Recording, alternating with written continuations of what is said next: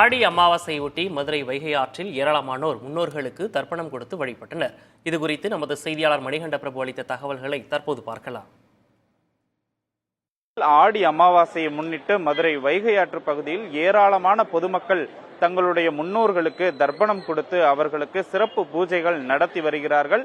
குறிப்பாக அமாவாசை என்பது புரட்டாசி, தை, ஆடி இந்த மாதங்களில் வரக்கூடிய அமாவாசை என்பது மிகுந்த விசேஷமானது. இந்த தினங்களில் தங்களுடைய முன்னோர்களுக்கு சிறப்பு பூஜைகள் செய்து தர்ப்பணம் கொடுப்பது வழக்கமாக இருந்து வரக்கூடிய நிலையில் மதுரை யானைக்கல் தரைப்பாலம் இருக்கக்கூடிய வைகை ஆற்று பகுதியில் கிட்டத்தட்ட 500க்கும் மேற்பட்ட பொதுமக்கள் தங்களுடைய முன்னோர்களை நினைத்து அவர்களுக்கு சிறப்பு வழிபாடுகளை செய்து தர்ப்பணம் கொடுத்து வருகின்றனர். அதிகாலையிலிருந்தே கிட்டத்தட்ட 500க்கும் மேற்பட்ட பொதுமக்கள் தங்களுடைய முன்னோர்களுக்காக சாதத்துடன் எள் மற்றும் பூஜை பொருட்கள் வைத்து அவர்களை நினைத்து வணங்கி வருகின்றனர். இந்த நாளில் தங்களுடைய முன்னோர்களை நினைத்து வழிபாடு செய்வதால் அவர்களுடைய ஆசி முழுமையாக இருக்கும் என்பது ஒரு ஐதீகமாக இருந்து வருகிறது.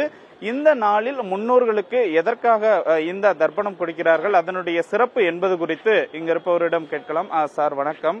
இந்த ஆடி அமாவாசை தினத்துல முன்னோர்களுக்கு தர்ப்பணம் கொடுக்கறது ஒரு சிறப்பு வாய்ந்ததா இருக்கு. என்ன காரணத்துக்காக இன்றைய தினத்துல அந்த இதை பண்றீங்க?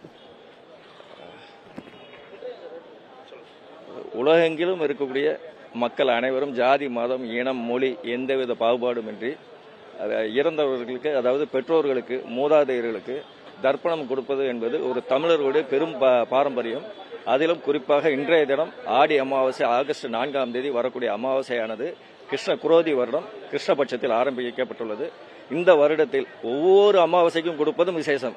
ஆனால் அதைவிட இந்த வருடத்தில் வரக்கூடிய ஆடி அமாவாசை தினம் அந்த மூத்தோர்களுக்கு, பெரியவர்களுக்கு, முன்னோர்களுக்கு 7 தலைமுறை பித்தர்களுக்கு தர்ப்பணம் கொடுப்பதால் மிகப்பெரிய புண்ணியம் அவங்க குடும்பத்திற்கும் குடும்ப தலைமுறையினருக்கும் கிடைக்கும்.